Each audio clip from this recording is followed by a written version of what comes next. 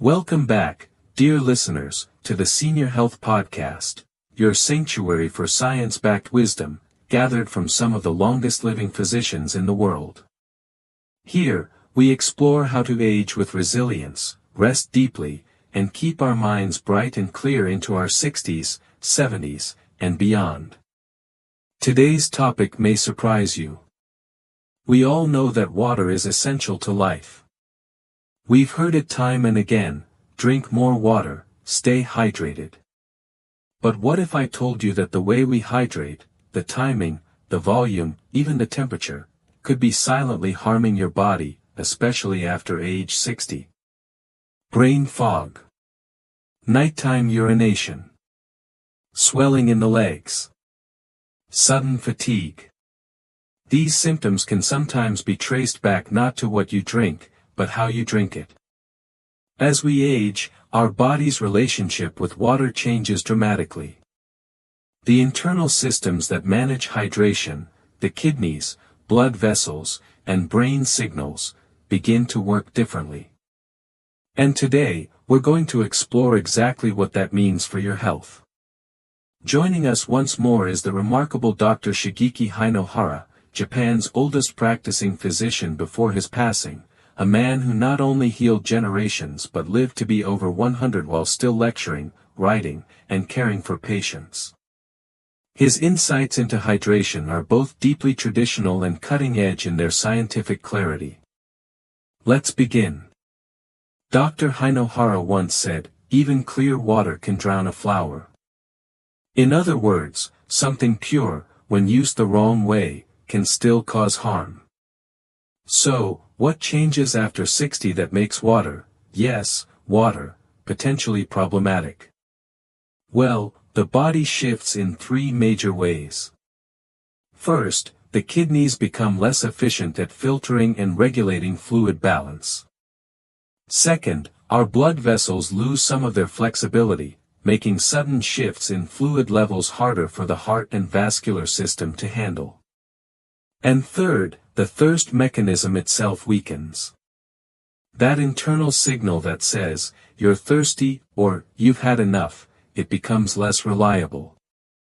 Now, this is where many older adults make their first mistake. They say, "I'm not thirsty, so I must be hydrated." But that silence, that lack of thirst, isn't a sign of balance. It's a sign that the internal communication system is no longer working as well as it once did. By the time you feel thirst, especially after 60, your body may already be in a mild state of dehydration. And how do most people respond? By chugging a large amount of water all at once, maybe half a liter or more, thinking they're doing their body a favor. But the reality is quite different. When you drink a lot of water suddenly, especially after going hours without it, you flood your system. Your aging kidneys can't process the fluid fast enough. Your blood volume spikes. Your heart is forced to adjust quickly. And the excess fluid? It often ends up in your tissues, leading to swelling in the legs and ankles, or gets stored in the bladder, which then wakes you up at night.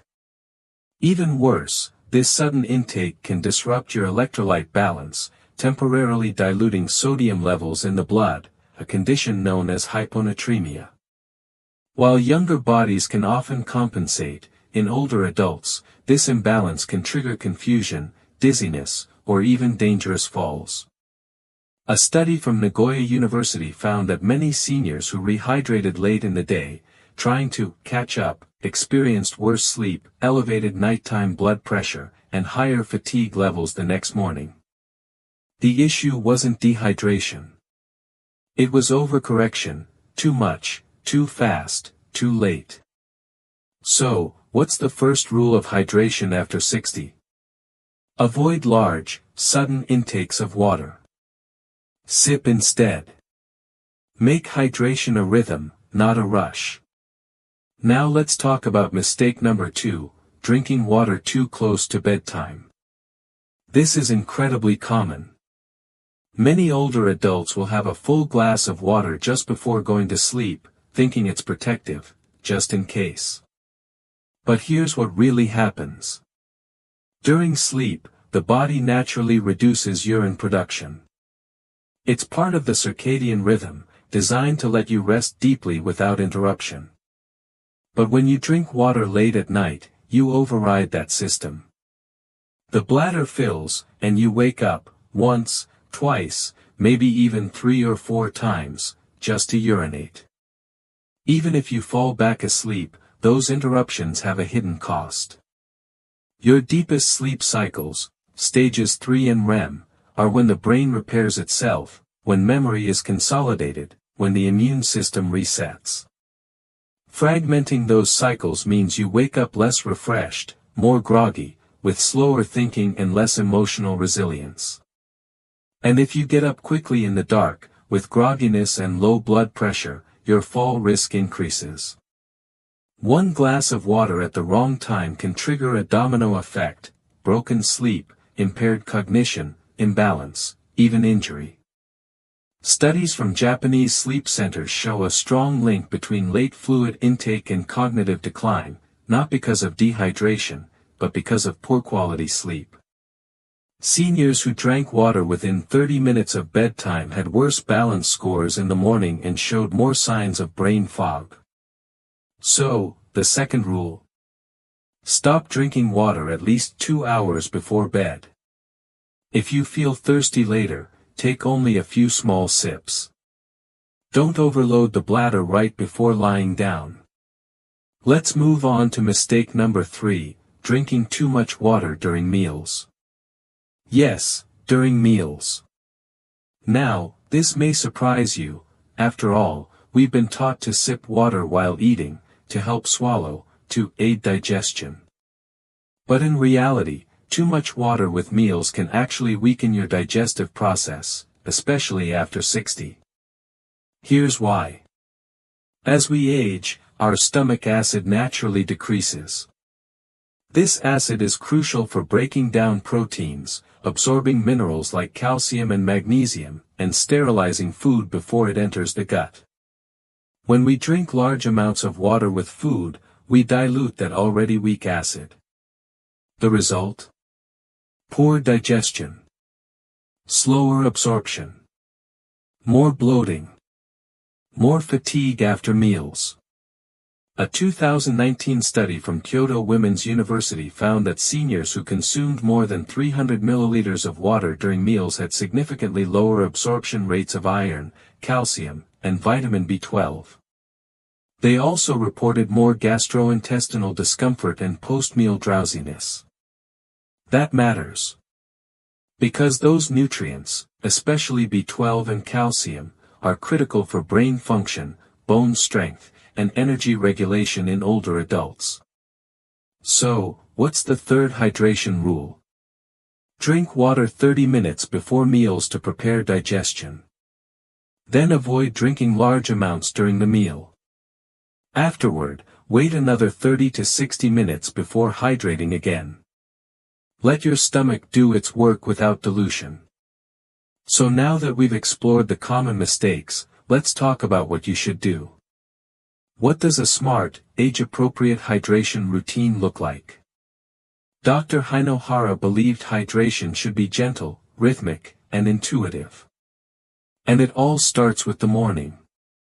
Begin your day with a small glass of warm or room temperature water, ideally within 30 minutes of waking up.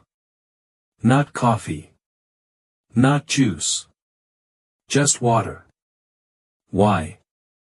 Because overnight, your body becomes slightly dehydrated. A gentle glass of water helps wake up your organs, stimulate digestion, and support a healthy bowel movement. It signals the system that it's time to begin again. And yes, avoid cold water first thing in the morning. It can be too shocking for the stomach and blood vessels, especially in people with high blood pressure or digestive issues. Warm water is gentler and more supportive. From there, the key is consistency. Rather than drinking nothing all day and then chugging a liter at once, sip water slowly and steadily. A small glass every 1 to 2 hours gives your body time to absorb, filter, and respond, without overwhelm. It's not about drinking more. It's about drinking smarter. So, here's a quick summary. Don't flood your body with water all at once, especially after long dry periods. Avoid drinking water right before bed to protect your deep sleep and reduce fall risk. Limit water during meals, and instead, hydrate before and after to support proper digestion. Begin your day with a gentle glass of warm water, and then maintain a steady rhythm throughout the day. These are small changes. Simple adjustments. But for the body over 60, they can have a profound impact, improving your sleep, supporting your heart, aiding digestion, and protecting your brain. Because after 60, hydration isn't just about quenching thirst.